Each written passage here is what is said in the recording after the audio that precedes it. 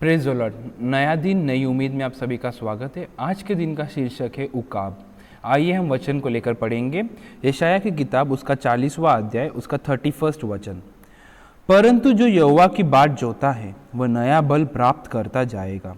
वे उकाब के समान उड़ेंगे, वे दौड़ेंगे और श्रमित न होंगे, चलेंगे और थकित न होंगे।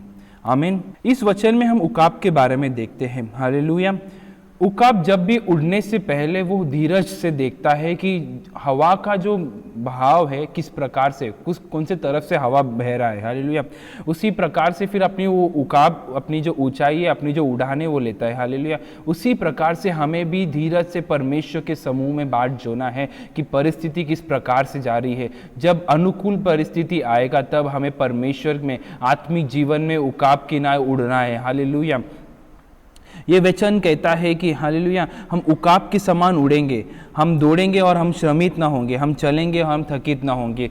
जब हम परमेश्वर के संगति में, जब परमेश्वर की उपस्थिति में जब हम बाट जोते हैं और जब हम हमारे बल को हम परमेश्वर में फिर से बनाते हैं, जब हम उसके बाद जब हम जो दौड़ लेते हैं, उसके बाद जब हम उड़ते हैं यानी इसका मतलब है हम जब परमेश्वर की संगति में जब बढ़ते हैं, परमेश्वर के समूह में जब अपने आप को आत्मिक रूप में बढ़ते हैं, तब परमेश्वर हमें थकने नहीं देगा। हालेलुया। हम तभी श्रमित ना होंगे। हालेलुया। वचन हमें इस प्रकार कहता है कि जब भी हम हालेलुया परमेश्वर के समूह में बाट जोएंगे तब परमेश्वर हमें दुगना बल को देगा। जितना आप बाट जोगे परमेश्वर के समूह में, जितने अपने आप को आप दीन करोगे और परमेश्वर के समूह में अपने समय को बिताओगे, उतना परमेश्वर आपको उसके आशीषों से, उसके वरदानों से, उसके हर एक चीज़ों से, जो भी चीज़ उसने मनुष्य के लिए रखा है, जो भी आशीर्वाद उसने मनुष्य के लिए इस पृथ्वी में रखा, उस सारे चीज़ों को देगा। ना ही आपके शारीरिक आशीर्वाद को भी देगा वो, बल्कि आपके आत्मिक जीवन को भी भलाई से तृप्त करेगा। सारे संकटों को निकालने के लिए वो सामर्थ्यवान है।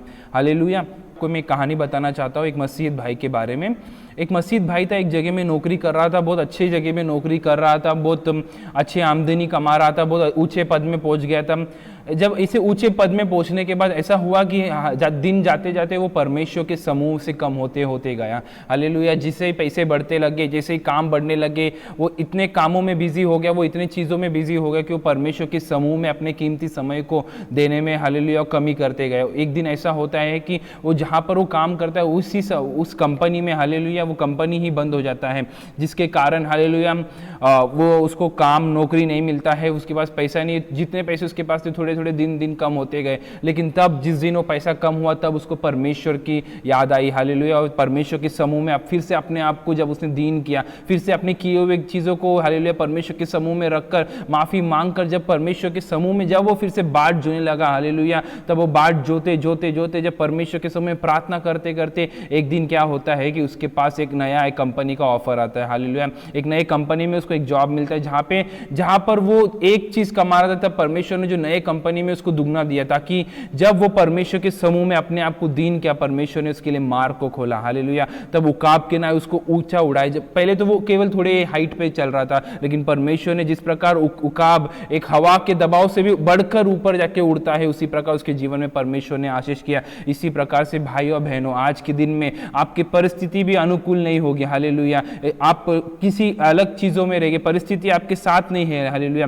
लेकिन इस समय में भी जब आप परमेश्वर के समूह में अपने आप को बाट जोगे तो परमेश्वर निश्चय आपको आशीष करेगा। हालेलुया। आखिरी में एक और वचन को पढ़ेंगे और हम अंत करेंगे। पढ़ेंगे रोमियो की किताब उसका 8वां अध्याय उसका 18वां वचन। क्योंकि मैं समझता हूं कि इस समय के दुख और क्लेश उस महिमा के सामने जो हम पर प्रकट होने वाली कुछ भी नहीं है। हालेलुया। इस वचन के अनुसार परमेश्वर आपको आशीष किए, क्योंकि इस समय में जो भी दुख और क्लेश आपके सामने है वो आने वाले महिमा के सामने कुछ भी नहीं होगा। प्रभु आपके जीवन में एक महिमा रूपी जीवन बनाने के लिए हम परमेश्वर से प्रार्थना करेंगे। आइए अपने आंखों को बंद करेंगे और परमेश्वर के समूह में हम प्रार्थना करेंगे। पिता परमेश्वर, आपको धन्यवाद देते पिता प्रभु जी। हालेलुया। परमेश्वर, इस प्रार्थना को, इस वचन को सुनने वाले हर एक भाई और बहनों को प्रभु जी आपके हाथों में हम सौंपते पिता प्रभु जी।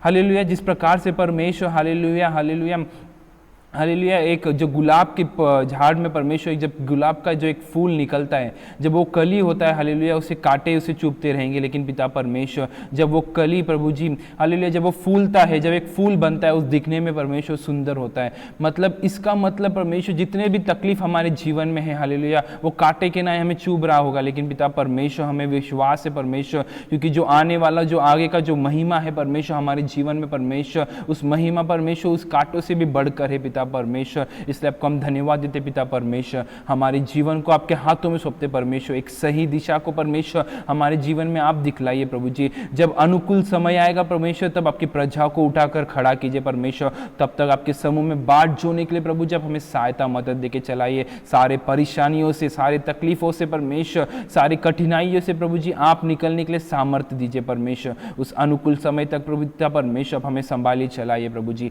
केवल आपकी नाम की महिमा होने पाए, सारा स्तुति आदर और महिमा और गौरव केवल आप ही देते। ये छोटी सी प्रार्थना उद्धार करता प्रभु यीशु मसीह के नाम से सुना ग्रहण करो मेरे प्यारे पिता।